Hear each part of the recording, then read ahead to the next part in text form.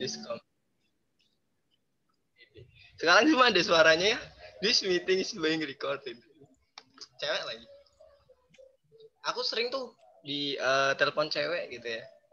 Tapi tahu-tahu dari Bank Permata gitu. Selamat siang Pak, kami dari Bank Permata menawarkan untuk program baru. Sialan. Lagi-lagi. Berapa kali aku telepon itu? Kali-kali. Ngomongnya template lagi. Lanjutlah ya. Nah, yang unik di nomor 1 ini ya, ini sebenarnya investasi. Ini kan debt investment kan ya. Cuma pakai konsep penerbitan di antara tanggal bunga. Lo tahu dari mana? Ini pada 1 Februari ya kan, belinya 1 Februari, tapi sebenarnya bonds itu udah terbit kapan? Nah, kalau dilihat bunganya itu 1 April dan 1 Oktober. Jadi automatically kan nggak mungkin kan ya bunga terbitnya 1 April terus sudah dibeli 1 Februari pre-order gitu, nggak bisa gitu ya. Automatically ya udah kelewat gitu. 1 Oktober terbit awalnya, terus 1 Februari baru beli. Nah, itu ya. Jadi 1 Oktober adalah tanggal bondsnya, kemudian kita belinya 1 Februari. Ini terbit pada kondisi par, kan enak ya. Kursnya 100%. Nah, jadi kita nggak perlu ngitung-ngitung yang ada amortisasinya tuh, karena 100% enak gitu. Nah, kita pakai sudut pandang dari pemilik bonds dulu deh ya, dari pemilik bonds. Ini kalau nerbitin bonds gitu. Nah, yang dipakai yang mana? Yang dipakai yang kuning ya. Yang dipakai yang kuning. Karena investment. Nah, tapi kalau misalkan kan investment kan kita nggak diajarin beli di antara tanggal bunga ya, tapi suatu saat barangkali keluar. Apa ini? Ya. Nah, suatu saat barangkali keluar, kalian bisa ngerjain gitu. Karena sudut pandangnya dibalik aja dari bonds payable kan gitu kan ya. Nah, kalau kita nerbitin bonds, berarti kan kita jurnalnya cash pada bonds payable senilai 500 juta, ya kan ya. Terus kalau misalkan ada jurnal tambahan cash pada interest expense senilai berapa nih? 4/6. Kenapa kok 4/6? Karena dari Oktober, November, Desember, Januari, ya kan? Berarti 4/6. Dikalikan 5%. Kenapa kok 5%? Ya kan karena semi anuali, bunga kontraknya 10%, berarti bagi 2, 5% dikalikan dengan face amount-nya senilai 500 juta. Sehingga ketemu 16.666.666 ya itulah ya, 667. Nah, ini kalau kita nerbitin bonds. Nah, kalau kita posisinya sebagai pembeli, ya udah dibalik aja. Cash-nya kan di debit, ya jadi di kredit. Kan gitu kan ya. Ini maka yang beberapa langkah itu. Iya, ini maka yang beberapa langkah. Kalau dia terbit pada premium dan diskon, ya kan?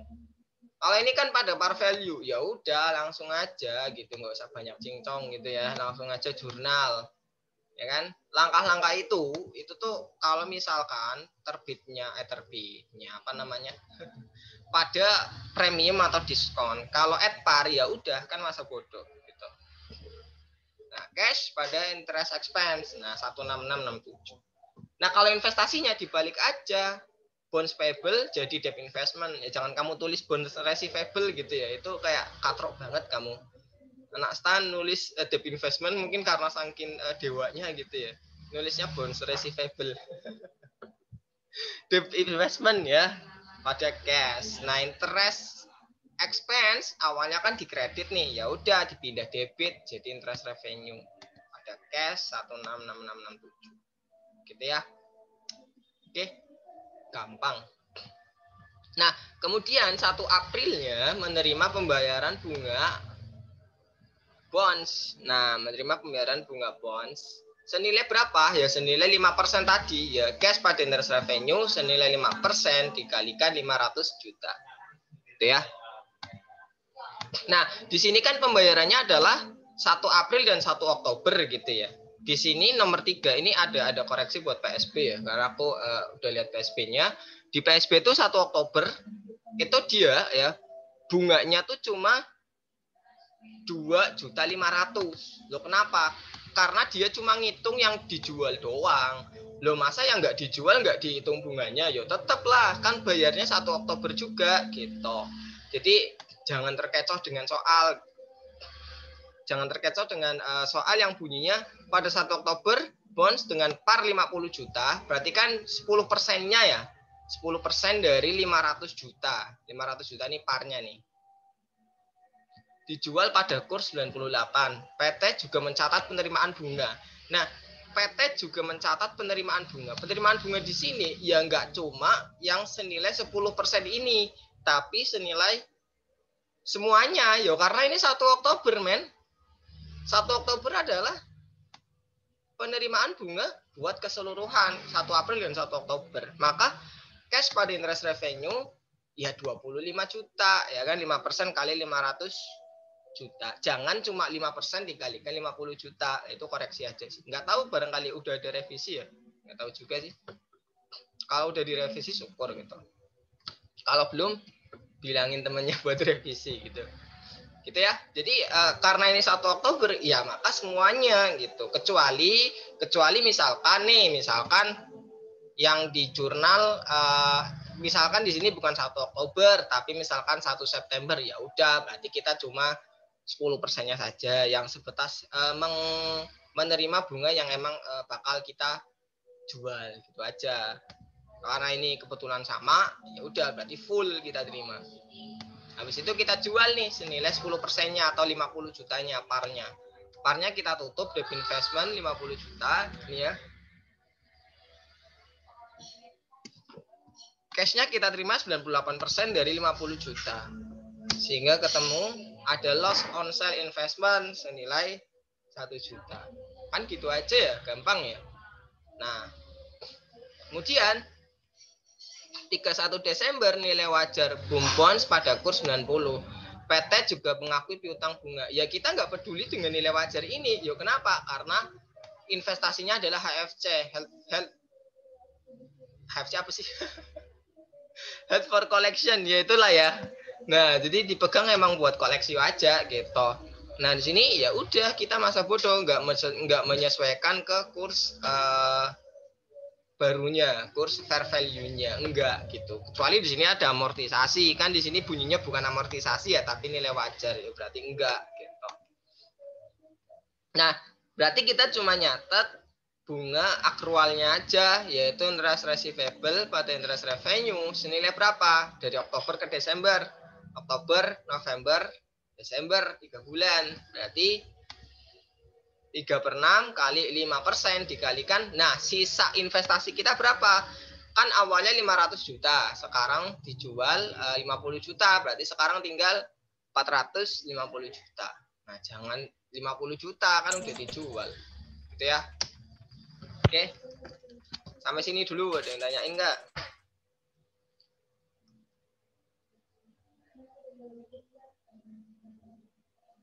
Ada yang tanyain?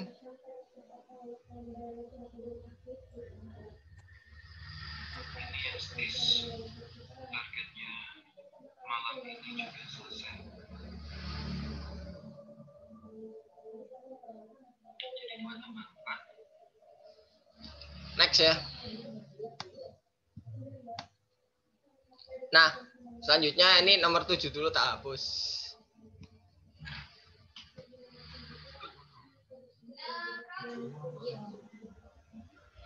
Nah, sekarang kita ke nomor ini ya 5 dan 6. Nah, oke. Pada 1 Juli 2019 PT beli bonds Vio CO. Bentar. Oke. Beli senilai 8%, bunga kontraknya 5 tahun, parnya 100 juta. Yieldnya adalah 10%. Diskon. Oh, enak banget udah dikasih tahu diskon. Baik banget kan ya. Kalau enggak kan kita mikir dulu. Nih market rate-nya lebih besar dibanding kontraktual rate. Berarti apa ya? Nah, ini enak nih. Diskon wes dikasih statement. Seharga 92.278. Nah, ini kan udah dikasih tahu ya. Udah dikasih tahu harganya. Ya udah kamu nggak usah ngitung lagi gitu loh. Nggak usah ngitung, udah dikasih tahu, enak ya. bunga per 1 Januari dan 1 Juli. Nah, ini semi annually kan ya. PT memaksudkannya sebagai HFCS, berarti ya ini apa? Bonds. Nah, kalau bonds HFCS tuh berarti yang apa namanya? FVOC ya. FVOC tapi yang apa? Kan ada istilah apa tuh? Aduh, lupa namanya.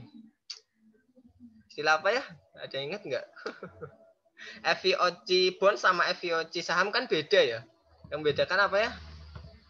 Ingat nggak? Nah, istilah apa tuh? Aduh, kok lupa.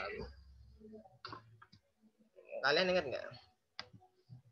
Nah, ya recycling ya. Recycling. Jadi kalau misalkan FVOC buat bonds kan kita perlu recycling gitu ya. Kalau yang saham kan kita nggak usah recycling. Recycling itu maksudnya apa? Recycling itu maksudnya memindahkan apa yang ada di OC ya menjadi income ketika emang ada penjualan kan gitu ya. Nah, caranya gimana nih? Ya udah, kita catat dulu aja, kita beli investasinya gitu. Investasinya ini apa? Berapa tadi? 92278. Kan jurnal aja kan ya, nomor 5. Berarti tanggal berapa sih? 1 Juli 2019. 2109.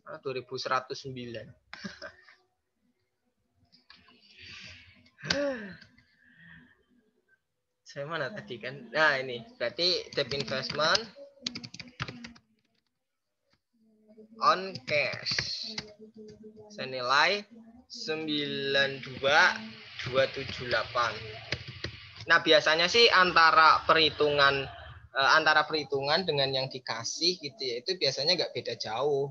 Coba kita ngitung kalau kita cari kalau misalkan kita ngitung ya, berarti kan PV rate-nya tuh 5%, N/nya tuh 10 berarti ya.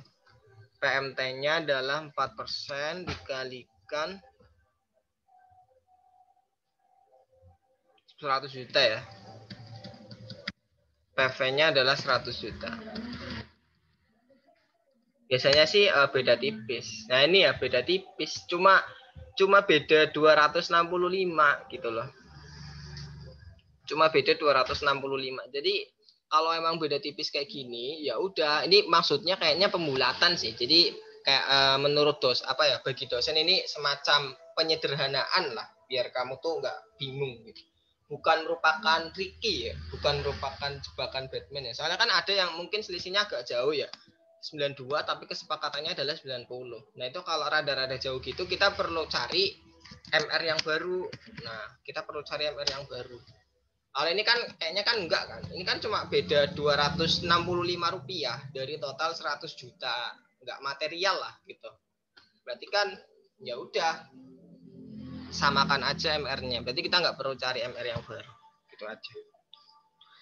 Pada 31 Desember nilai wajar investasi VIO Bonds 95 juta. PT juga mencatat penyesuaian bunga dan amortisasi diskon. Nah, kan gitu ya. Berarti 31 Desember. Oke. Kita catat amortisasinya dulu deh ya. Nah, ini kalau diamortisasi diskon ya, berarti debt investment-nya kan di debit. Nah, kalau kayak gini nggak usah mikir lagi. Kalian tulis aja jurnalnya dulu gitu ya. Ada interest, receivable, interest, revenue. Pokoknya tuh trik buat kalian ngerjain cepet tuh. Kalau bisa jurnal nggak usah mikir lagi ya.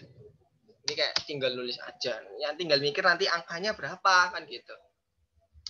Nah, berarti kan interest receivable-nya berapa nih? 4% kan? 4%. Interest receivable kan rumusnya carrying kontraktual rate dikalikan berapa? Face amount-nya kan ya. 4% dikalikan, nah ini kan genap 6 bulan ya. Berarti dikalikan berapa? 100 juta. Senilai 4 juta. Nah, untuk interest revenue-nya adalah berapa? 5% ya. 5% dikalikan carrying value. Nah, ini. Nah, sisanya nanti masuk ke debt investment. Nah, kan gini ya. Nah, sekarang kita membandingkan gitu. Bandingkan antara carrying value dengan fair value-nya. Jadi CV-nya adalah bandingkan CV dengan efek gitu ya. Carrying value-nya berapa? Untuk CV di sini diketahui ya. Berarti kan debt investment awalnya 92.278 ditambah debt investment 613.900. Ketemu 92.891. Sedangkan fair value-nya adalah senilai 95 juta. Kan gitu ya. Nah, kalau kayak gini untung apa rugi? Coba coba di komen. Untung apa rugi nih kalau kayak gini nih?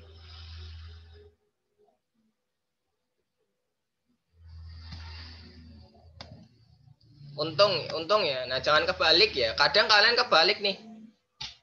Kebaliknya nggak di investment sih. Biasanya kalau berhadapan dengan bonds gitu, kalian bayangannya tuh ke investment. Nah, semisal kayak gini nih. Misalkan ini bukan investment tapi bonds gitu ya. Misalkan ini adalah bonds ya. Misalkan bonds HFCS lah ya gitu. Misalkan ataupun bonds kita nerbitin bonds fair value option, pakai fair value option berarti kan kita melakukan penyesuaian ya. Nah, kalau bonds jangan untung tapi rugi karena definisinya adalah utang kita makin banyak kan gitu. Kalau kayak gini kan definisinya investasi kita bertambah. Kalau investasi kita bertambah kan untung. Nah, itu pola-pola pikir kalian kayak gitu biasanya sering kebalik-balik tuh kalian tuh.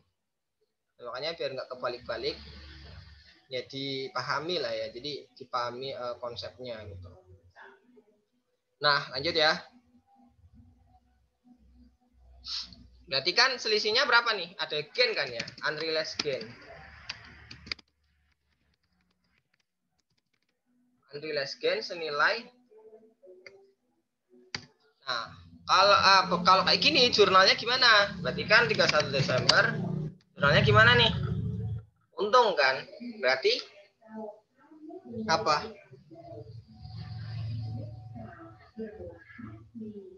Jurnalnya adalah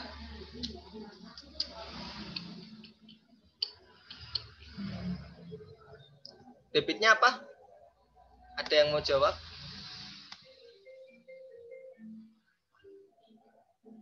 FVA pada UHGL. Bener nih?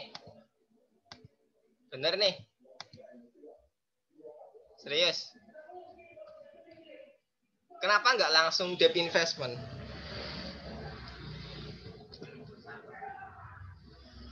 Kenapa nggak langsung debt investment? Kan HFCS. Oke. Benar ya? Berarti ke fair value adjustment. Yang membedakan nanti adalah membedakan ini dengan trading ya. Trading bonds gitu. Nanti di debit kreditnya nih. Berarti unrealized holding gain. Nah, di sininya adalah equity atau AUC lah. Equity aja. Misalnya equity atau OC. Sama aja sih. Yang mau ditulis OC juga nggak apa-apa. Karepmu lah. Wong kamu akuntannya kok. Gitu ya. Mau ditulis UHGL equity, mau ditulis UHGL OC sama gitu. Reverse to-nya sama. Nah, nilainya berapa? Ya ini 21. Nah, 2108 100. Nah, kalau udah kan kita melakukan jurnal penutup ya. Nah, kalau di sini kan disuruhnya adalah penyesuaian doang gitu. Ya udah, kalian nggak perlu nyatet jurnal penutup pun nggak apa-apa sebenarnya. Karena yang disuruh adalah mencatat penyesuaian, bukan sampai penutup kan gitu. Ya kalau sampai penutup berarti yang ini ditutupin semua nih, yang atas-atas nih, close on sale gitu ya. Ya kan logika perintahnya nggak masuk gitu. Tapi ya kalau misalkan kalian mau rada-rada keren gitu, ya udahlah biar keren, biar aku kelihatan pinter, ya udah ditutup aja.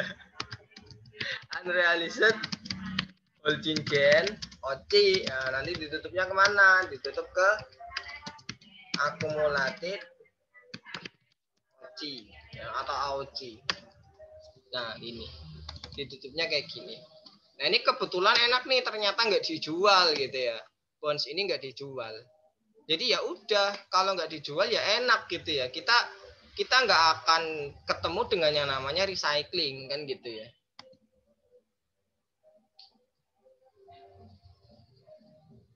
Apa nih? Mas agak random. Ya, kamu random juga nggak apa-apa sih. Ini tak kupas pertanyaannya nih. Kamu kenapa PC? Everyone aja ya. Penutupan unrealized holding gain ke AUCI pada debt investment itu di akhir tahun akuntansi sama pada saat dijual aja. Nah. Oh. Jadi pasti itu kan jurnal penutup itu pengakun banget men. Itu kan pasti ya setelah penyesuaian adalah jurnal penutup gitu. Nah, tapi ketika kita menjual bonds HFCS gitu ya, investasi bonds HFCS, maka kita perlu melakukan namanya recycling. Recycling itu maksudnya adalah memindahkan apa yang sudah masuk di OC ya ke income statement gitu. Jadi masuknya nanti bisa lewat mana, lewat depan, lewat belakang, tergantung ya. Enggak. Maksudnya adalah pokoknya dikeluarkan lah. Gampangnya tuh bahasa gampangnya dikeluarkan saldo yang ada di OC yang berkaitan dengan HFCS ini kemudian dimasukkan ke komponen income statement. Gitu. Karena definisinya adalah unrealized holding gain ini kalau kita jual berarti bukan unrealized lagi, sudah menjadi realized gitu. Sudah menjadi realized. Nah, istilah unrealized dan realized ini sebenarnya kalian bakal temui di AKL gitu ya. Jadi pola pikir ini emang rada ribet sih menurutku. Jadi pola pikir AKL tuh paling gampang ya recycling itulah, itu buat permulaan lah. Jadi ke depan mungkin cara berpikir AKL lebih ruwet dari itu. Oke, 2 kali lebih ruwet malah kayaknya. Itu ya. Itu biar kalian semangat belajar aja ya. Siapa tahu kalian udah ada yang belajar ya. Yang lain belajar UTS, kamu belajar UAS. Yang lain belajar UAS, kamu belajar AKL. Kan keren gitu ya. Next ya. Kemudian kita ke kelompok yang kedua. Nah, ini kita berarti nggak terjebak dengan konsep recycling nih, karena nggak ada penjualan gitu ya. Kalau ada penjualan gimana Kak? Aduh, aku males sih sebenarnya. Males bikin soalnya gitu ya. Maksudnya rada-rada susah soalnya. Ya kalau dijual tinggal ditutup aja debt investmentnya. Diamortisasi dulu gitu ya, terus ditutup, terus dipindahkan ininya. Gitu ya. Pindahkan ke RE kalau nggak salah.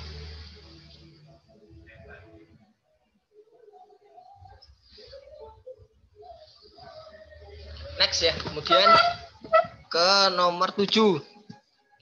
Pada 1 April, PT juga mengoleksi dengan membeli 110 surat utang negara sesuai par. Nah, ini par juga nih.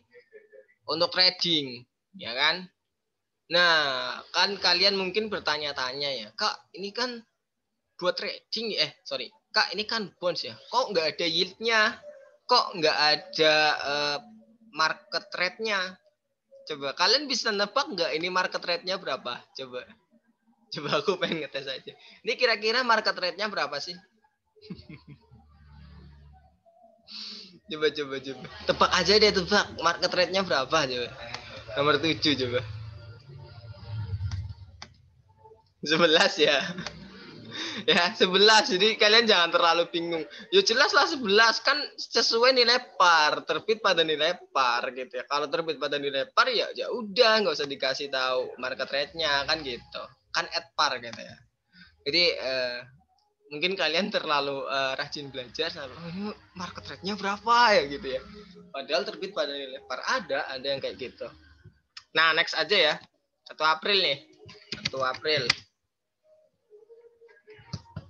1 April membeli 110. Berarti kan sama ya debt investment. Nah, ini kalian waktu ngejurnal debt investment mau dikasih keterangan juga nggak apa-apa gitu ya. Debt investment dalam kurung HFC, dalam kurung HFCS, dalam kurung trading, serah gitu ya. Serah kamu yang jurnal. Oke. Terus di sini debt investment pada cash kan gitu ya. Senilai 110 dikalikan dengan 1 juta. Nah, ini tujuannya buat trading. Nah, kan gini ya. Nah, ini tak kasih keterangan aja deh. Ini yang awal tadi. Ini ya, HFC. Biar enak bikin laporan keuangannya. Soalnya disuruh bikin ini sih tadi. Investasinya berapa gitu totalnya. HFC. Kan gini ya. Terus yang ini tadi HFCS. Ini keterangan ya, bukan berarti nama jurnalnya adalah Debt Investment HFCS, enggak, nama jurnalnya Debt Investment gitu. Dijadiin satu, mau dia trading kayak, mau dia non trading kayak, sama.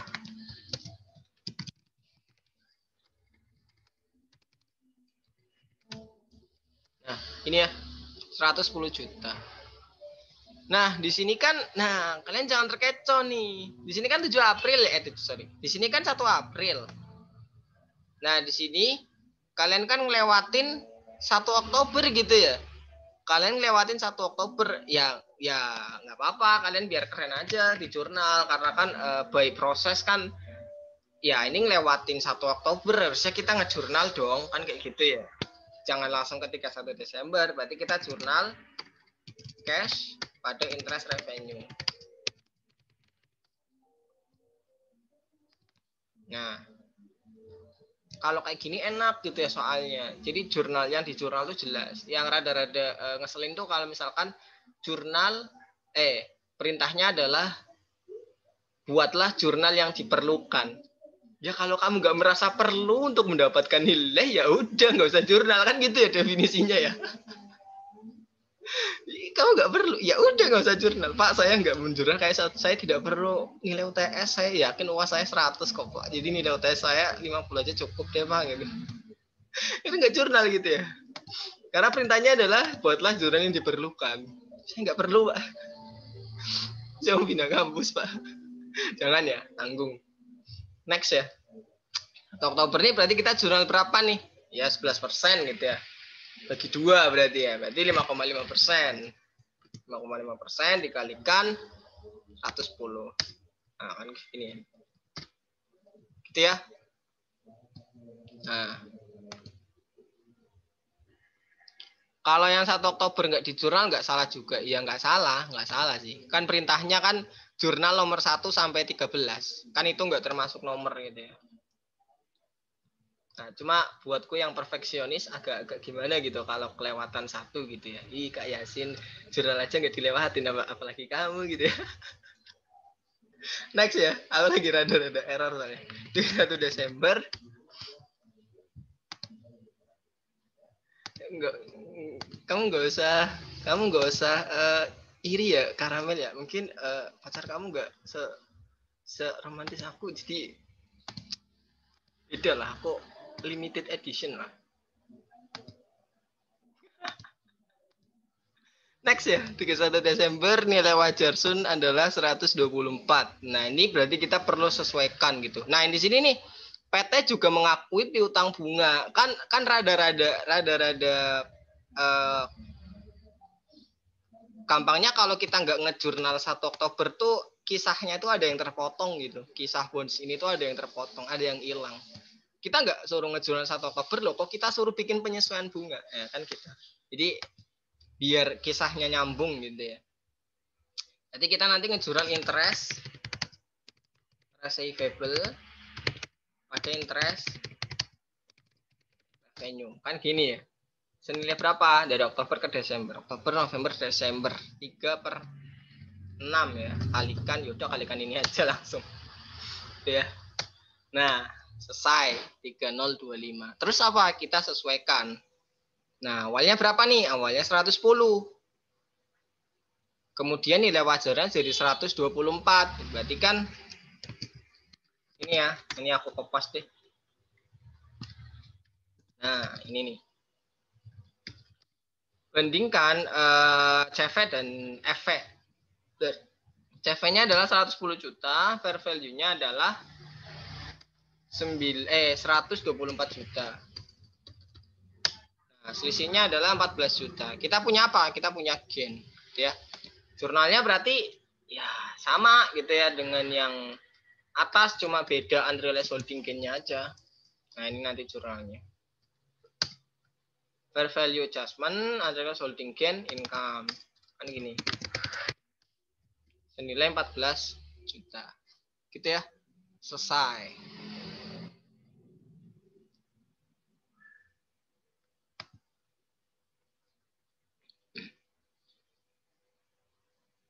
Apa nih? Kak, mastiin jurnal penyesuaian fair value adjustment materi debt investment berarti kalau amortized cost saat akhir periode, kalau FVOC saat akhir periode plus kalau mau jual. Iya itu. Iya itu. Benar. Soalnya kenapa kok kalau misalkan trading gitu ya, kalau trading tuh amortized cost. Ya amortized cost nggak disesuaikan lah. Ya kan FVA nggak guna dia amortized cost. Oke. Kalau FVOC-nya benar. Nah ini amortized cost kita nggak menyesuaikan investment. Ya kan amortized. Next ya. Pada 31 Desember PT mengamati investasi bonds KKI. KKI. KKI mana sih? KKI mana? Lu nggak ngelihat perusahaannya. Ini Boom. Terus ini Vico. Terus nomor 7 Sun. Loh, KKI mana? Ya wis, anggap aja ada gitu ya. Pada 31 Desember PT mengamati investasi bond KKI. Amortized cost 10%, 5 tahun 300 juta. Didapat informasi bahwa investi terkena gugatan hingga terancam bangkrut. Tidak mampu melunasi keseluruhan pokok plus bunga kontraktualnya. Jadi nggak bisa mengenai pokok plus bunga kontraknya nih. Maka manajemen membuat proyeksi arus kas investasi bunga efektif 10% sebagai berikut. Nah, ini nanti ini dia punya bonds nih waktu itu agak-agak aneh ya. KKI mana sih? Ada nggak sih? Nggak ada. Ya berarti asumsinya dia punya investasi lah, investasi di perusahaan KKI dulu gitu ya, dulu. Nah sekarang sisa 3 tahun lagi jatuh tempo gitu, gampangnya gitulah. Nah di sini dia terbitnya at par kayaknya at par sih, karena di sini kalau dilihat nih harus kontraknya juga sekian sih. Jadi pada dengan mengamati oke itu ya. Nah, ini 300 juta kos ini ya ini 5 tahun ya. Berarti 5 tahun lalu, berarti 2 tahun lalu lah ya. 2019 2018 berarti. Dia belinya 2018-an. Nah, ini arus kasnya. Nah, arus kas yang diharapkan sekian. Nah, ini kalau ada kayak gini gimana? Ini rada-rada advance ya, soal rada advance ya, karena kita harus cari tahu dulu. Kita cari tahu fair value-nya, gampangnya gitu ya. Fair value-nya tuh dihitung dari arus kas expected yang ini nih. Arus kas yang diharapkan. Nah, cara ngitungnya gimana? Ini sebenarnya ada di manajemen keuangan ya, kalau kalian tahu.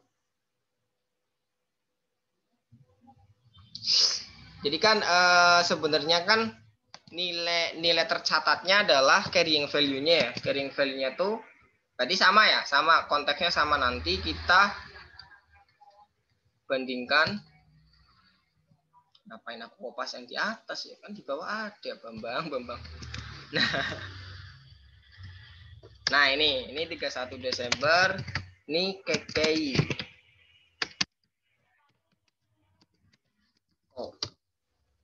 Ya, bandingkan CV dengan fair value. Nah ini fair value-nya sekarang hitungnya gimana nanti lah. Carrying value-nya 300. Oke. Nah, cara ngitungnya sebenarnya adalah kita mencari nilai terbit ya, nilai terbit tapi pakai yang ini. Nah, jadi kalau kayak gini kan kita akan terima bunga berapa kali nih? 3 kali kan? Kita akan terima bunga 3 kali. Oke, senilai 20 juta bunganya. Kemudian efektifnya adalah 10%. Efektif rate-nya. Ininya adalah 360 kan. Di sini kan di jumlah totalnya kan 360. Ini kan sebenarnya 60 adalah bunga, 60 adalah total bunga, 300-nya adalah pokok bunganya. Jadi pokok bunganya nggak berkurang, yang berkurang cuma kontrak rate-nya, sorry. Yang berkurang adalah interest yang akan kita terima, arus kasnya gitu. Harusnya kita terima 30 juta, tapi ya udah kita ekspektasikan karena mungkin ini bakalan bangkrut gitu ya. Kita ekspektasikan 20 juta doang, kan gitu. Itu pakai impairment ya. Mengakui piutang. Enggak ya, dia bukan impairment ya.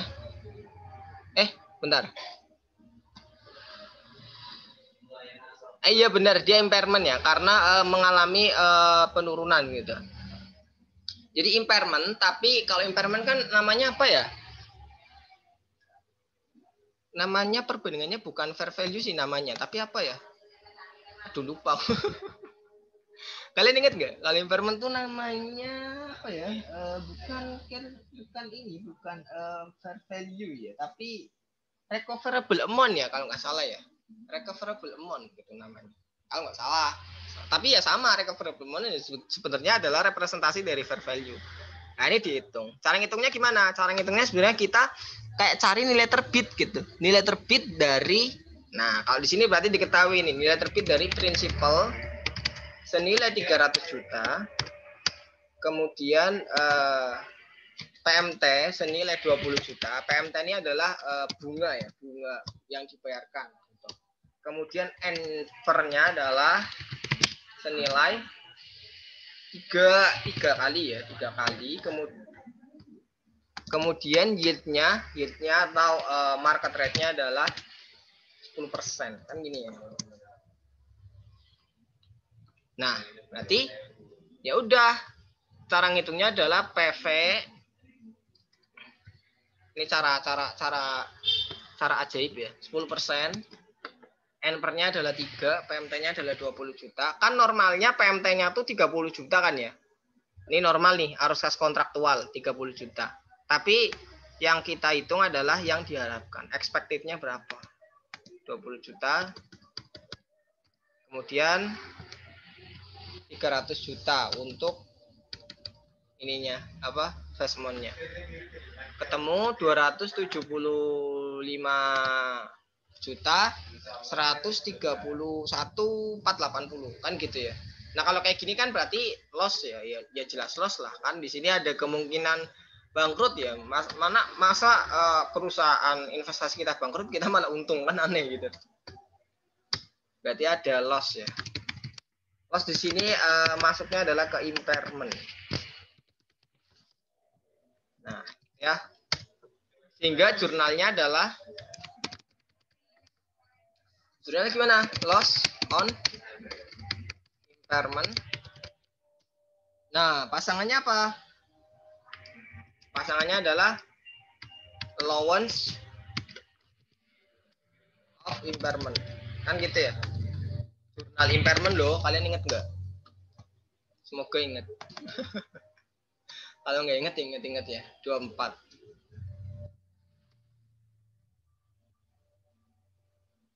Oke.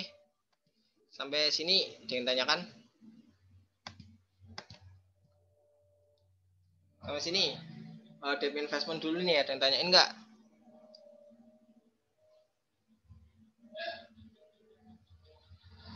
Nggak ada ya.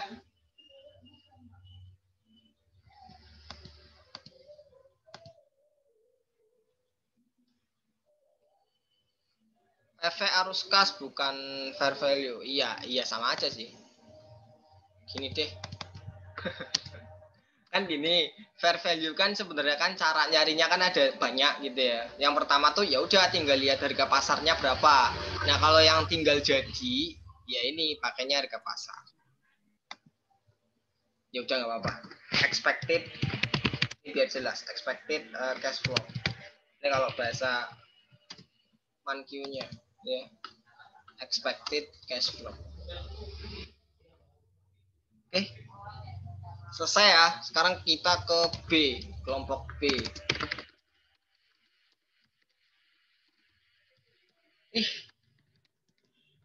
Nah, Kelompok B, di samping investasi bonds, PT juga memiliki portofolio saham trading. Ya, ini trading nih.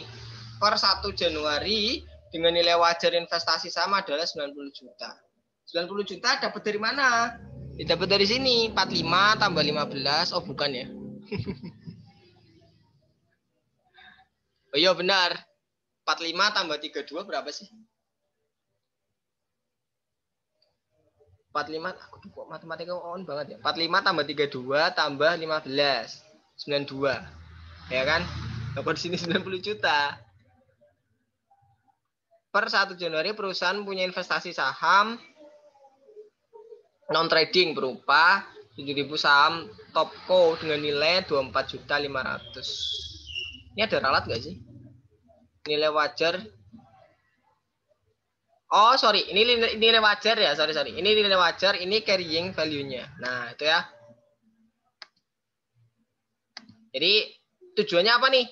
Nilai wajar sama ada disajikan carrying value. Nah, kita pengen tahu saldo fair value adjustment-nya. Kan gitu ya. Nah, jadi kita sebelum ngerjain, kita cari tahu dulu nih. Berapa sih saldo fair value adjustment FVA untuk trading ya. Ini nanti juga sama ya untuk ini kurang nih. Jadi untuk unrealized holding gain dan income nanti fair value adjustment-nya nanti di sini tulis trading gitu ya. Buat yang FVOC nanti ditulis OC gitu. FVAOC. Atau non trading sama aja sih. Soalnya beda gitu ya. Ya walaupun nanti di laporan keuangannya sama, itu buat keterangan aja gitu.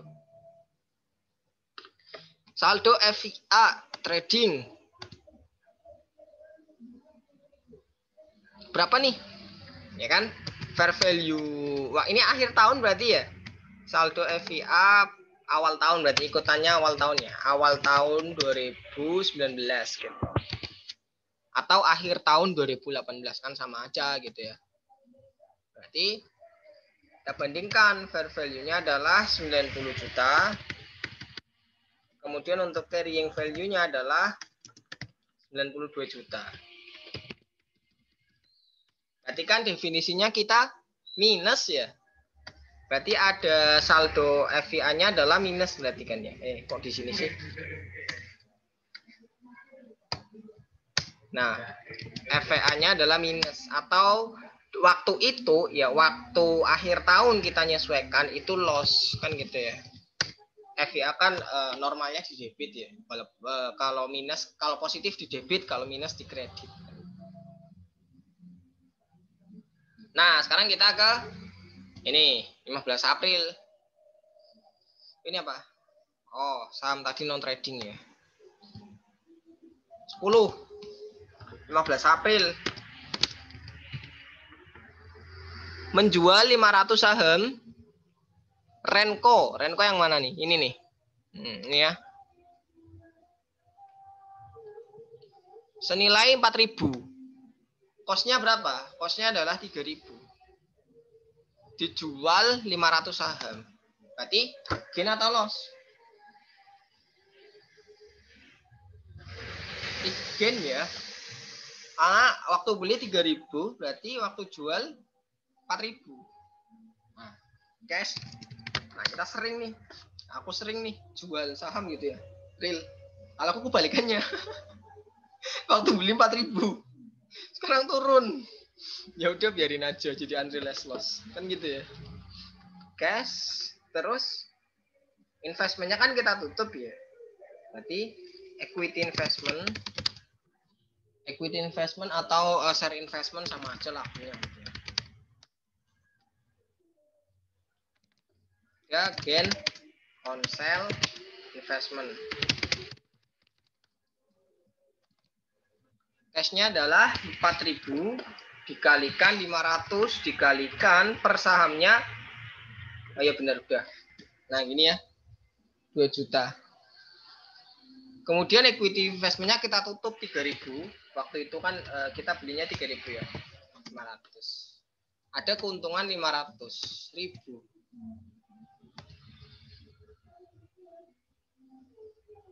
Sedih sih Bang kena floating loss. Ya ada yang profit juga, cuma udah tak realize.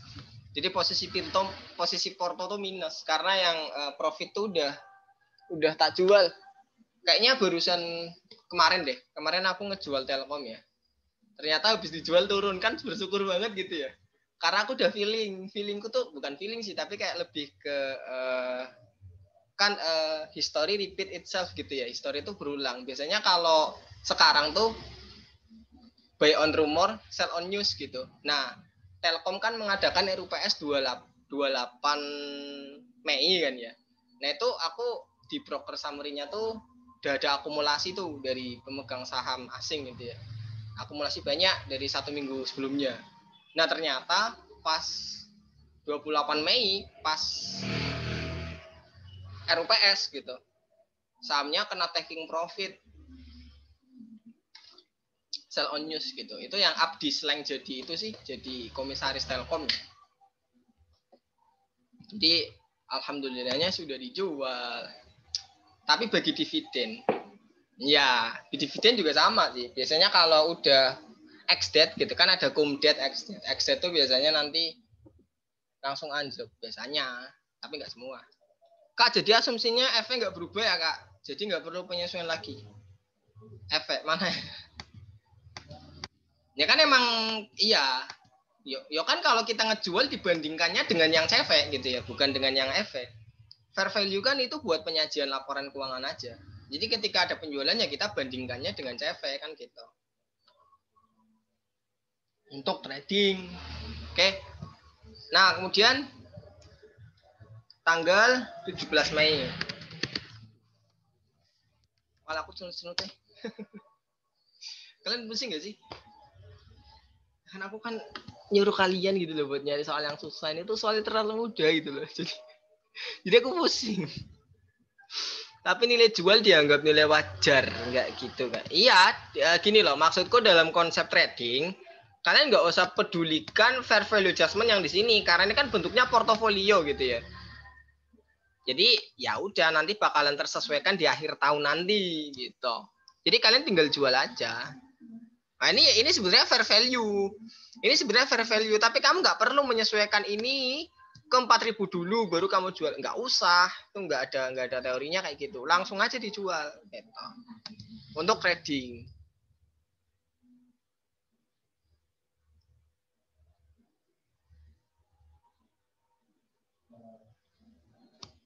Jadi langsung aja karena bentuknya portofolio gitu. Next kemudian apa nih? Iya langsung. Jadi trading kan sebenarnya kan bentukannya kan polio kan ya. Portofolio. Ya udah berarti nanti langsung aja di jurnal. Kenapa kok kita nggak menyesuaikan fair value adjustment dulu? Ruwet gitu loh. Lo bayangkan kalau misalkan saham trading ini kamu ada ribuan investasi gitu. Ya kamu perlu menyesuaikan satu-satu kan enggak kan. Nanti akan tersesuaikan sendiri di akhir tahun sekalian. Karena bentuknya portofolio. Enggak per standing alone kayak FVOC. Kalau FVOC kan standing alone ya, berdiri sendiri tuh. Nah, nanti kalau ada penjualan harus disesuaikan dulu ke fair value adjustment. Tuh.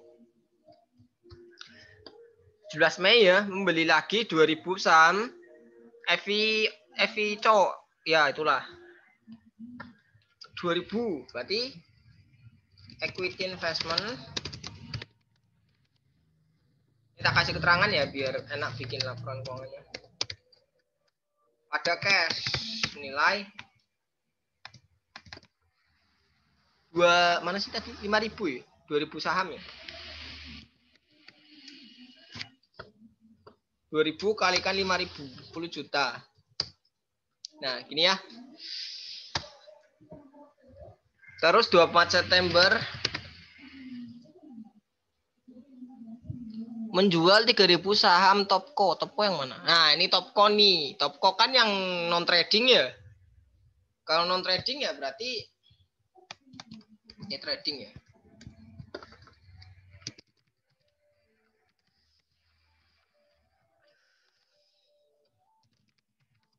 Kalau non trading nah kita menyesuaikan dulu ke fair value-nya kan gitu ya. Yaitu senilai berapa nih? Senilai 3.400 ya. 3.400. Sedangkan waktu beli dia belinya berapa? Nah, nggak diketahui, ya kan? Jadi kita ngitung sendiri nih. Berarti waktu beli, nah ini kalau ini CV-nya berapa? CV-nya kan berarti 24.500 dibagi 7.000. Kan gini ya. 3.500 ternyata. Nah, fair value fair value-nya adalah 3.400. Ini kan berarti ada minus unrealized loss ya. Nilai 100 kan gini ya.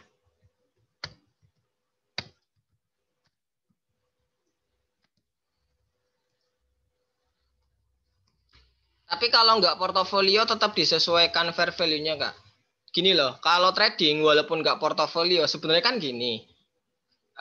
Trading kan ini kan akan dilakukan gini loh. Sebenarnya konsepnya adalah ya langsung dijual aja. Kenapa? Karena trading automatically biasanya portofolio karena banyak.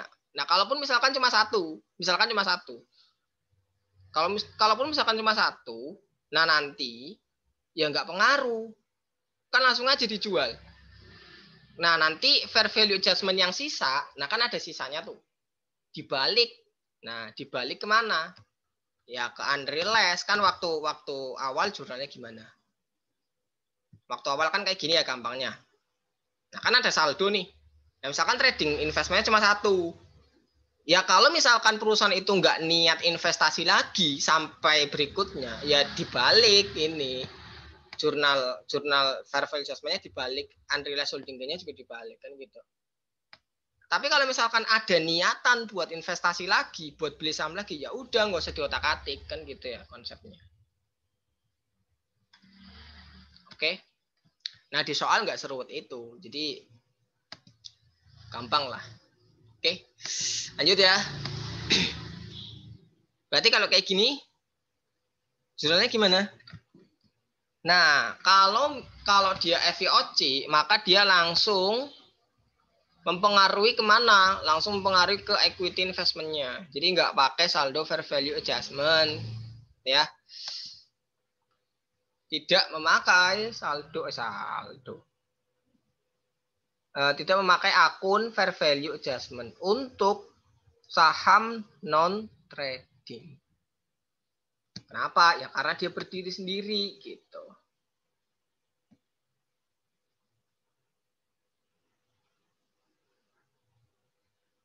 Tapi kan di contoh PPT yang trading tetap disesuaikan dulu sebelum dijual. PPT, oke, tak buka.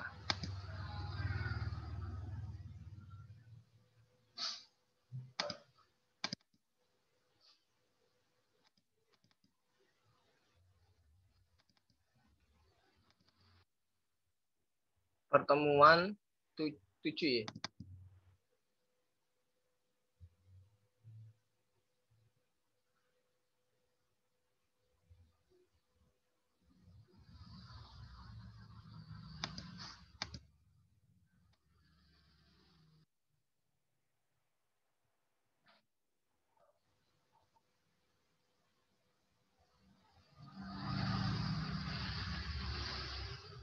Mana ya?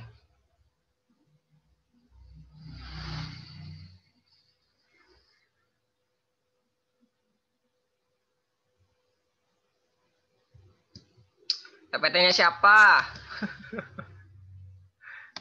PPT-ku enggak langsung jual. PPT Dosko. Oh, aku nggak punya PPT Dosko yang investment ini lagi. Aku PPT Dosko sampai pertemuan 6 doang.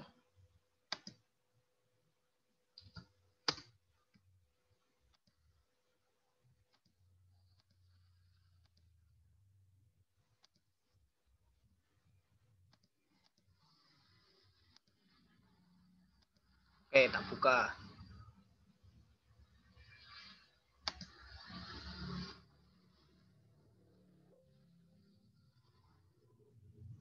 Jangan di sini nyimpennya, wih. di dokumen. Save.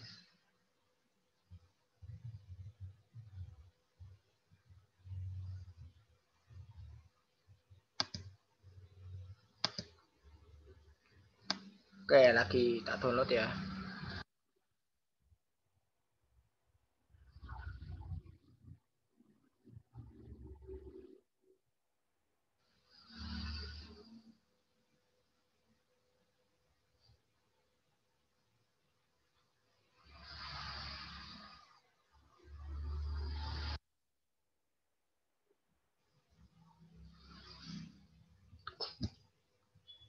Sekarang tak bandingkan ini. Mana tadi? Kamu kirimnya PDF nggak sih? Oh iya PDF. Tadi yang ini.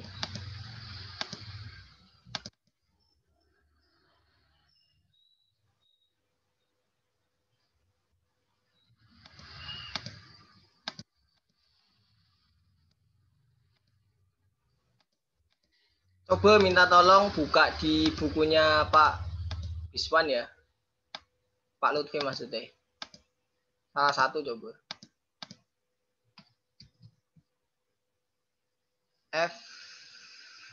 FTPL. FTPL. Oh ini. Oh. Trading.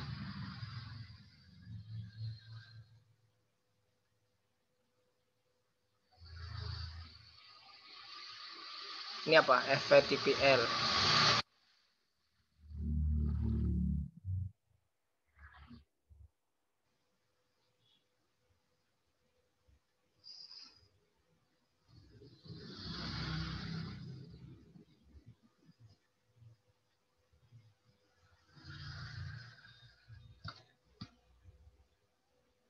Misalnya diskonnya Pak Lutfi ya. Misalnya dari contoh sebelumnya pada 15 Januari PT Karung jual saham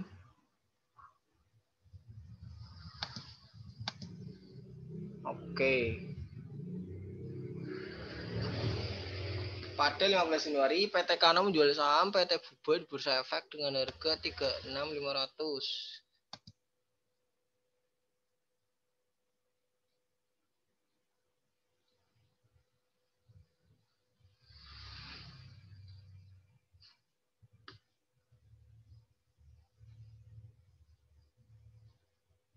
Oke, tak analisis nih. Aku share screen ya.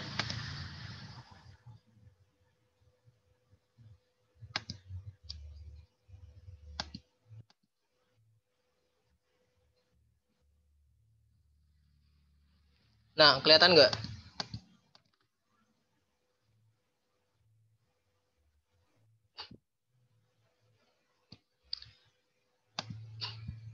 Nah, di sini dia punya saldo 500. Oke. Aduh, kok nggak kelihatan pulpennya.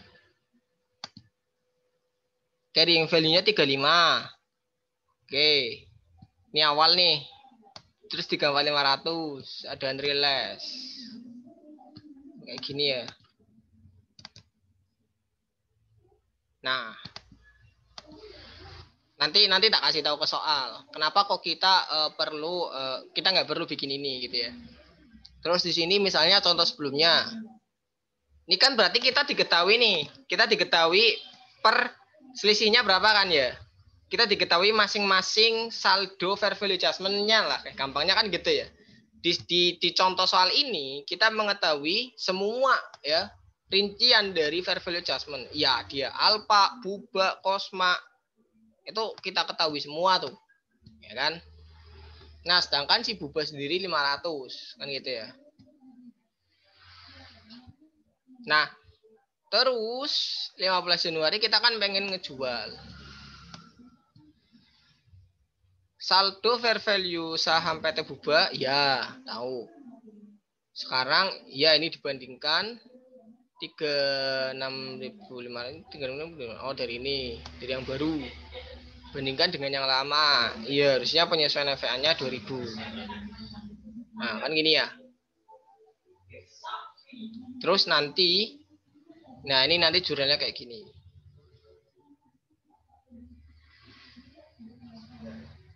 Berarti nanti ada perbedaan.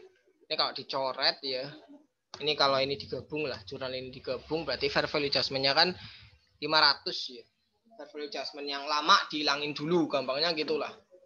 Yang 500 yang lama dihilangin, terus selisihnya masuk ke unrealized holding gain, kan gitu.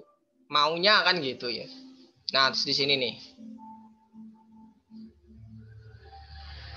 Misalnya sampai ini dijual semua ya? Oh, dijual semua ternyata. Jadi nggak bisa dibandingkan di sini. Maksudnya kalau nggak dijual semua tuh gimana gitu. Kalau nggak dijual semua, apakah dia perlu menyesuaikan ini? Terus fair value adjustment-nya kita bagi dua, bukan 2000 tapi 1000. Terus yang ini bukan 1500 tapi 750, kan nggak ada tuh. Ayo gimana tuh? Nah, contoh soal tidak mewakili pertanyaanku berarti ya. Yaitu nanti buat angkatan 2021 mungkin ya. Nah, cuma yang jadi masalah di contoh soal ini kan lengkap nih. Kamu lihat nih, lengkap kan di sininya kan lengkap ya. 1000 lengkap, 500 ada, minus 2000 ada. Datanya ada. Nah, sedangkan kalau di soal kamu bisa tahu nggak nih masing-masing berapa? Kamu bisa tahu nggak saldo si Ren itu berapa? Yang dijual siapa sih tadi? FF apa Ren? Ren ya? Kamu bisa tahu nggak saldo fair value adjustment Ren-nya itu berapa? Kan kita nggak tahu. Karena kita hanya disajikan 90 juta doang. Kita disajikan senilai fair value totalnya doang. Ya emang gitu yang kuajarin dari tahun kemarin tuh emang gitu. Jadi nggak ada urusan dengan fair value adjustment karena emang portofolio nanti akan tersesuaikan di setelahnya.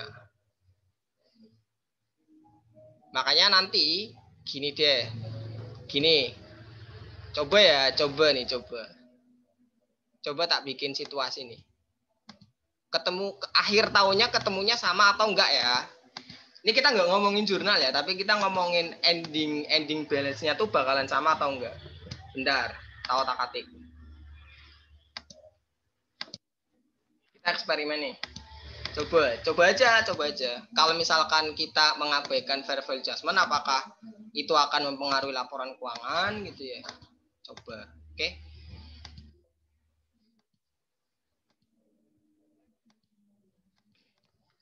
Nah, kita analisis soal yang ini aja deh di contoh soal ya. Nah, kalau kayak gini kan saldo ini ya, kita ngomongin saldo fair value adjustment total ya. Total sebelum jual ya. Sebelum jual adalah sekian ya, 1.500 ya. Minus 1.500.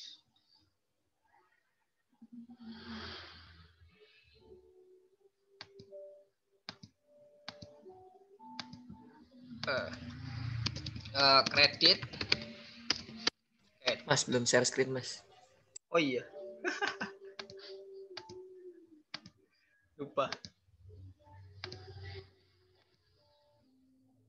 Nah, ini ya. Kan di sini kan mana tadi? Ya kan lupa angkanya. Nah, di sini kan diketahuikan fair value ini total nih. Kita ngomongin total ya.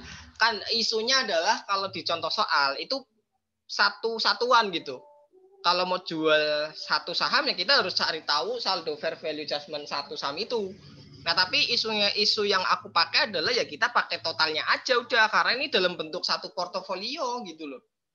Nah, sehingga di sini kan fair value adjustment-nya kan 1.500 nih. Berarti di sini kredit 1.500. Nih, ini buat catatan nih. Nah, kemudian ini misalnya ini ku kerjakan pakai caraku nih ya. Ini misalnya ku kerjakan pakai caraku, oke? Nah, berarti kalau pakai caraku kan bukan caraku sih, tapi cara tahun lalu lah. Kayak ngaku-ngaku banget caraku gitu. Aku bukannya menemukan ini kok. Jadi cash pada ini misalkan ya equity investment ada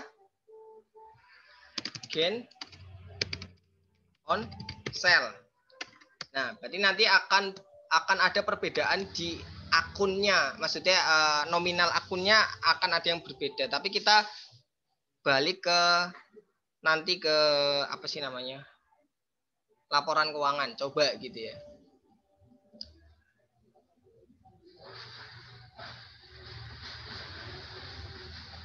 Di sini berarti dia nggak pakai akun gain on sale gitu ya. Dia nggak pakai akun gain on sale. Tapi pakainya adalah Andri, ya kan agak aneh ya. Sebenarnya jurnal itu agak aneh. Kenapa? Karena kita udah ngejual tapi kok masih unrealized kan gitu ya. Itu kan pertanyaan, tapi nggak apa-apa deh. 36.500 gitu ya. Equity investmentnya 35.000. Kemudian kan ada gain on sale 1.500. Harusnya kan gini ya.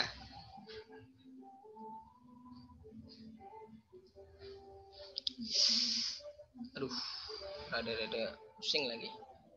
Nah, kalau di contoh soal ini, berarti fair value adjustment-nya si PT apa sih Buba udah habis dong. Karena awalnya adalah kredit 500, ya kan? Aku nggak pakai pentep nih, jadi rada-rada susah. 500, ya kan? Habis itu di debit 2000, ya kan? 2000. Ini kalau pakai cara contoh soal. Kemudian di sininya adalah 1.500. Berarti definisinya adalah habis ya. Deal ya. Berarti fair value adjustment di sini udah habis dong. Kemudian dalam rangka melakukan penjualan, dia memunculkan akun unrealized holding gain senilai 2.000. Sedangkan kalau caraku adalah gain on sale 1.500. Tapi kalau di caraku, saldo fair value adjustment-nya itu masih ada, masih dalam 1.500 ini. Gitu. Sedangkan kalau si caranya PPT itu kreditnya jadi 1.000. Karena yang 500 sudah hilang kan gitu. Nah, sekarang kita ke sini nih, ke total. Kita fokus ke totalnya aja ya. Total portofolionya berarti penyesuaiannya adalah 4.000. Nah, kalau di sini kan langsung di jurnal ya. Bentar. Di sini adalah 4.000, 1.000, 3.000. Ini betul yang mana sih? Fair value oh ini. Ya Allah. Ini nih. Nah, berarti kan total portofolionya kan harusnya adalah 3.000 ya.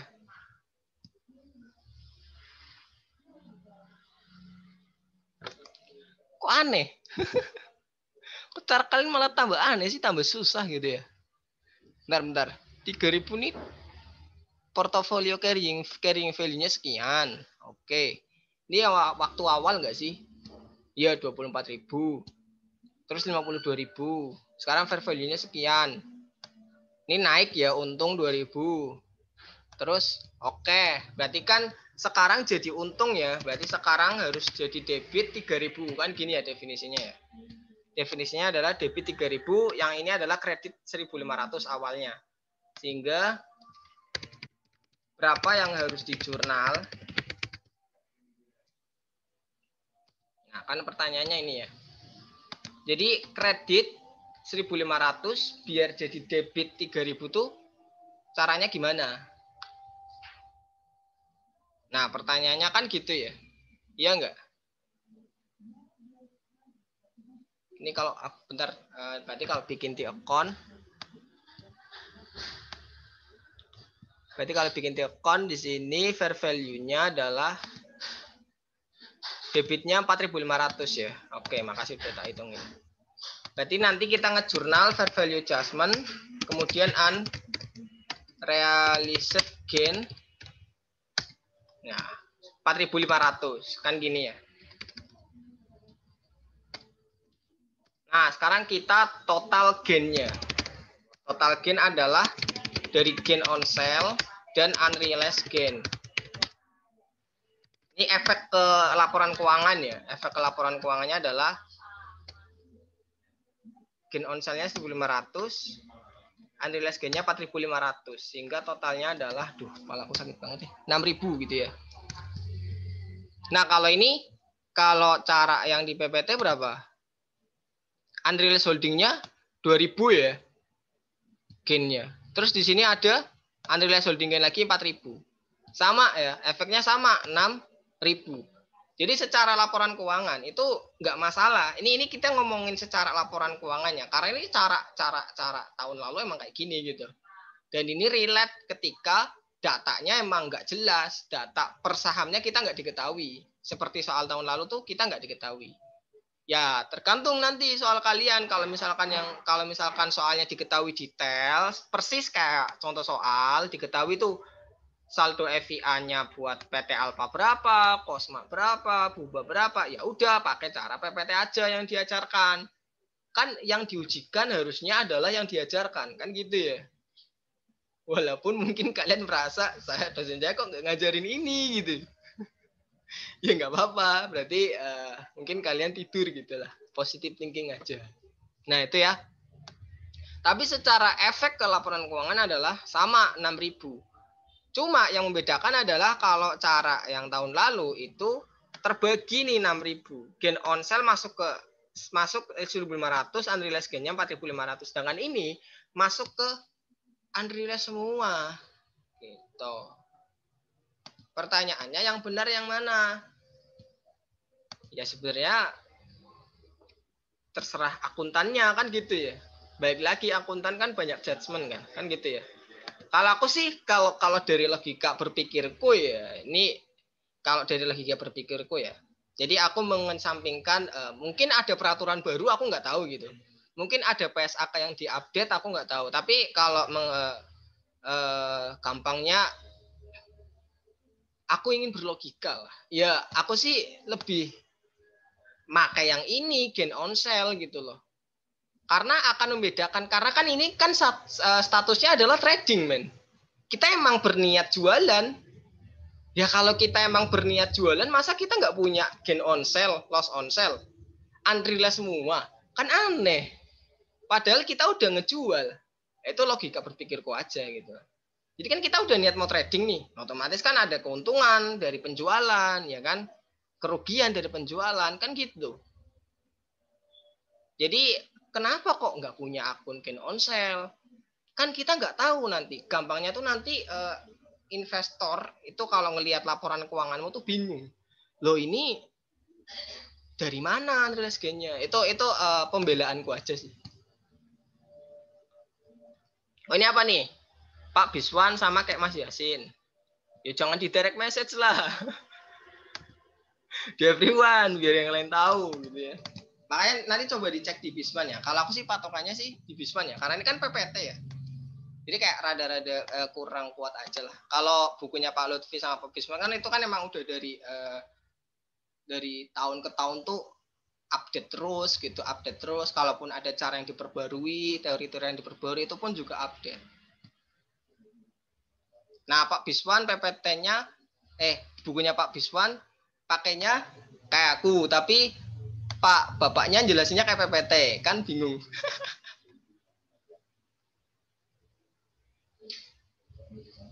Pak Lutfi ya Allah. Kukira nama penulisnya Biswan Mahrus. Gara-gara pengarangnya dua tapi disatuin sih ya. Jadi kayak Pak Biswan. Pak Biswan tuh ya Pak Arif Tarjih Biswan ya. Nah, itu ya. Kalau Pak Biswan pakainya cara yang di doskonya siapa doskonya? Doskonya siapa sih?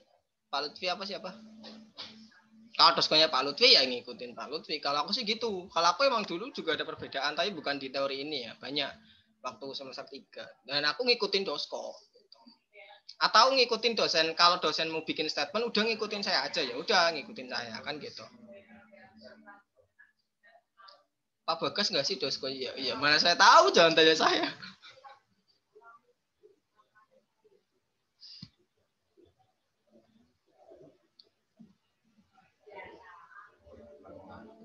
Ya itu nanti diskusi buat angkatan kalian lah. Tapi di sini tak sajikan analisisnya tuh kayak gimana, pengaruh di laporan keuangannya tuh seperti apa. Oke, biar kalian tuh paham lah. Nah nanti kan ini ujian kan, ujian kan yang ngoreksi dosen kalian bukan aku nih.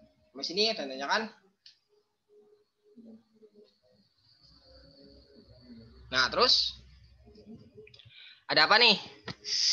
Pada 31 Desember, harga pasar saham Evico, Rumco,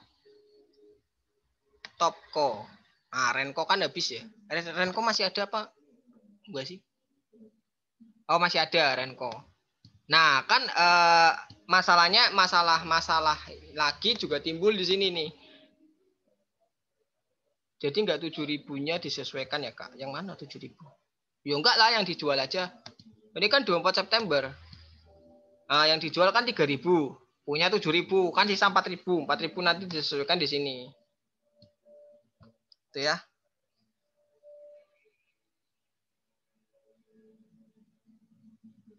Nah, permasalahannya di PPT itu nggak mengakomodir kalau misalkan sahamnya tuh nggak dijual semua. Itu gimana? Apakah nanti saldo FIA-nya dibagi proporsional? Misalkan nih, kan tadi kan di PPT kan dijual semua nih, ya kan? Dijual semua. Senilai 35.000. Misalkan yang dijual cuma 30.000. Misalkan yang dijual cuma 5.000 gitu. Berarti nanti kita 1/7 bagi 500 gitu. 1/7 bagi 500 nanti ininya, saldo fair value adjustment-nya. Atau gimana gitu ya. Kan itu jadi pertanyaan tuh. Nah, itu jadi pertanyaan. Mungkin kalau misalkan udah nggak mau UTS sih bisa ditanyakan gitu ya. Pak, kalau misalkan nggak dijual seluruhnya gimana gitu. Misalkan cuma dijual 5.000 saham doang. Ini kan dijual semuanya. Oh, ini $35.000 ya. Kukira lembar. Ya gampangnya misalkan kita cuma ngejual berapa persennya aja lah, nggak dijual semua. Automatically kan masih ada tuh fair value adjustment, penyesuaian buat yang saham tersebut. Nah itu gimana? Sini nggak diakomodir ya? Nggak ada. Nggak ada ya. Oh. Nah itu. Nah kalau di sini kan dia ada lagi nih Renko 3.200 karena emang masih tersisa gitu ya. Nah, itu nanti kok coba kamu kerjain aja yang ini pakai cara PPT gimana tuh. Berarti kan ini kan nanti pusing banget. Evi mana sih Evi? Ren mana sih? Nah, ini 500 ya. 500 dari 5.000. Berarti cuma dijual 10%. Nah, asumsikan misalkan ininya saldo FVA-nya 2 juta deh misalkan atau fair value-nya dulunya 13 juta. Terus 2 juta itu diapain? Dikalikan 10% yang ditutup atau gimana? Kan nggak mungkin ditutup semua. Nggak mungkin disesuaikan semua ya itu ya. Yang disesuaikan kan yang mau dijual aja kan gitu. Sama kayak ini.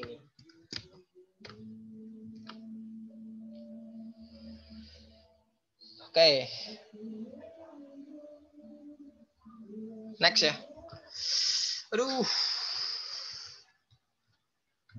Kita bikin portofolio lagi ya berarti ya. Evi. Terus Room.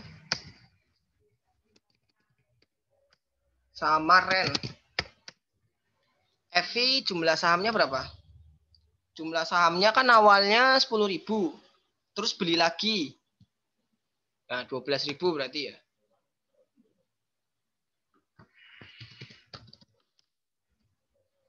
Nah, kos per sahamnya beda dong, otomatis dong. Ya kan? Nah, ini rada-rada ribet Evi nih. Ini aku hapus aja ya. Aku taruh paling bawah deh. Nah, Evi kan awalnya 12.000. Awalnya 10.000, terus beli lagi 2.000, berarti sekarang jadi 12.000. Pertanyaannya adalah kosnya berapa? Kos per unitnya, kos per sahamnya berapa? Berarti pakai average method ya, nggak ada FIFO-FIFOan kalau saham. Kecuali untuk treasury ya. Berarti 12, berarti awalnya kan 10.000 nih. Dikalikan 4.500, kan gini ya. Kos PAMA ditambah 2.000 dikalikan dengan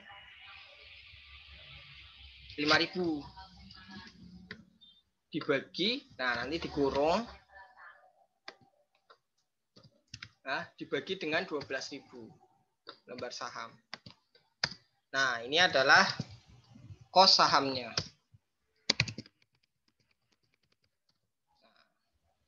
Gitu ya. Itu kalau aplikasi enak gitu ya. Kalau kamu pakai aplikasi saham, udah ketahuan kos sahamnya. Nggak usah ngitung-ngitung.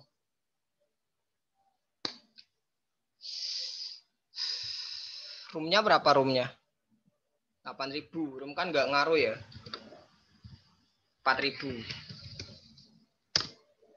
Terus untuk rent, nah rent kan berarti tinggal 4.500 ya. Karena habis dijual. Kosnya 3.000. Nah sekarang kita ngomongin fair value-nya. Loh kenapa yang top nggak masuk? Yang top itu nanti sendiri. Karena dia non trading. Ini kita portofolio trading. Fair value-nya FI 5.500.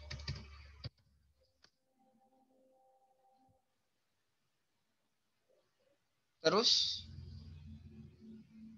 rent 3.200. Untuk room 3.500, sorry, rent 3.200. Nah, gini ya. Kan gini nih. Nah, nanti di sini unrealized ya. Nah, cara ngitungnya berarti bareng.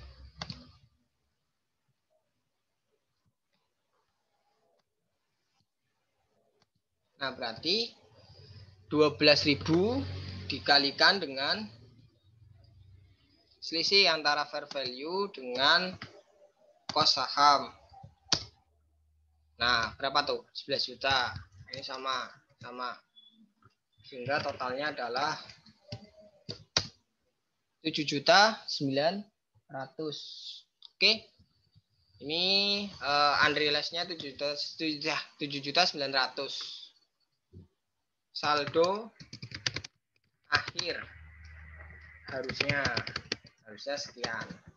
Nah, kemudian saldo awalnya berapa nih yang waktu awal banget? Ada 2 juta ya. 2 juta adalah posisinya di kredit, ya kan? Ini enggak saldo awal. Loh. Nah, kredit 2 juta. Nah, sekarang saldo akhir di debit senilai 7.900.000. Sehingga yang di jurnal berarti berapa? Senilai 9.900. 9.900.000. Ini di debit. Nah, gini ya. Ini kalau bingung pakai di account lah. Sehingga jurnalnya adalah fair value adjustment trading on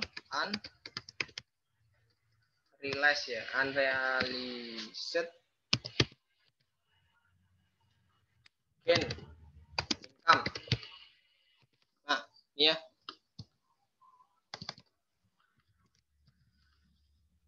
Nah, jurnal sini senilai berapa? 9.900.000. Nah, gini ya. Gampang ya, sampai sini tandanya kan. Nah, kalau pakai cara PPT nggak bisa dikerjakan di sini berarti susah. Kemudian untuk topco 3.700. Nah, ini kita sesuaikan sendiri. Topco awalnya adalah, nah, awalnya berapa kosnya? Nah, ini ya 3.500 ya. Ikan carrying value-nya adalah ini untuk topco ya. Carrying value-nya kan 3.500 nih. Ya kan ya. Sekarang fair value-nya 3.700. Berarti ada unrealized gain senilai 200. Ya udah, nanti 200 inilah yang di jurnal. Jurnalnya berarti equity investment pada apa? Equity unrealisa. OCI. Nah, senilai 200. Apakah benar? Tidak semudah itu. Kita harus cari tahu dulu. Mirip ya, mirip seakan-akan, aku sakit banget ya. Seakan-akan ada OCI-nya lah ya, OCI-nya. Seakan-akan ada apa sih namanya, fair value adjustment-nya lah. Iya, buat yang non trading berarti nggak dari sebelumnya juga gitu. Dari sebelumnya. Cuma kan ini kan rada-rada susah ya karena nggak ada akun fair value adjustment-nya. Jadi seakan-akan adalah ada akun fair value adjustment-nya sebelumnya. Atau kalau ini berarti pakainya OCI juga bisa sih gitu ya lawannya. Tapi ini seakan-akan aja lah. Fair value adjustment-nya awalnya berapa sih?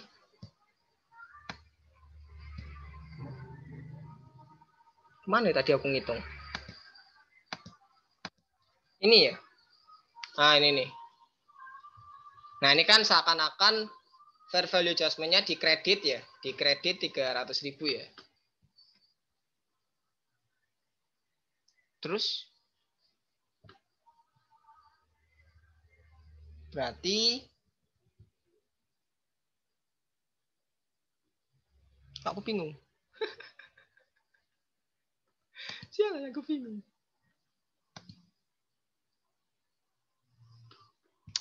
Bentar.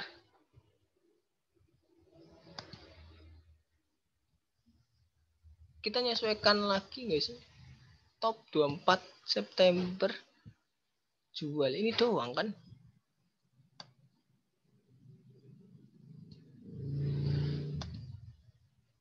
Oh, I see. Caranya nggak kayak gitu. Berarti caranya pakai saldo equity investmentnya. Investment awal ini sebelum ada fair value yang akhir tahun ya. Nah, awalnya berapa nih? Awalnya berarti 24.500 ya. Nah, 24.500. Loh, kok hilang? Dan sini 24.500 dikurangi penyesuaian ya. Nah, ini equity investmentnya kan dikredit ya, 300.000. Kemudian dikurangin 10.200.000 sekian. Ini kalau dinilai berdasarkan rekam jejak jurnalnya dari awal dia beli, kan gitu ya. Nah, setelah ada setelah ada akhir tahun terus harus disesuaikan, kan berarti kita punya nilai harusnya ya. Equity investment harusnya itu adalah senilai 3.700 dikalikan jumlah lembar sahamnya, yaitu 7.000 dikurangi 3.000 yang dijual, berarti 4.000. Nah, gini. Berarti equity investmentnya kan dinilai terlalu rendah ya, sehingga harus naik. Kalau investmentnya harus naik, berarti ada gain. Senilai